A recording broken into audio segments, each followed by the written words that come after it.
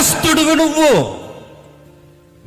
నువ్వు ఏ విధముగా దేవుని ఎదుట సరితూగలేని వాడివి ఓ మానవా అంది బైబిల్.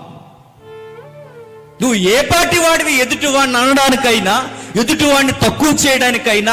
అసలు నీ పొజిషన్ ఏంటని అడిగింది బైబిల్. అందరికి అలవాటు అయిపోయిన పదవి ఏంటి చెప్పిన, అందరూ పాపులు అన్న ఫీలింగ్ ఈజీగా నేస్తున్నావంటే ఆ లిస్టులో నువ్వు లేవనుకున్నట్టున్నావా? ఎవడు మంచోడండి అని ఈజీగా అనేస్తున్నావంటే ఆ లిస్టులో నువ్వు లేవనుకుంటున్నావా? మనలందరినీ బైబిల్ ఒకే గుంపులోకి తోసేస్తుంది. మీరు నాకు ఎనిమీస్ అందంతే బైబిల్. నా శత్రువులు మీరు, నా పిల్లలు అనడానికి మీకు అర్హత ఏంటి? నేను పరిశుద్ధుడిని, మీరు పరిశుద్ధులా అని అడిగింది బైబిల్. నేను గుణగణాలు కలిగిన వాడిని, మీకు గుణముందా అని అడిగింది బైబిల్. నా వ్యక్తిత్వం, నా నిత్యత్వం ఏ విధముగా చూసినా నాకు ఏ విధముగా సరిపోని మీరు నాకు పిల్లలు ఎట్లా అవుతారు? నా ఉగ్రతకి పాత్రులు తప్ప.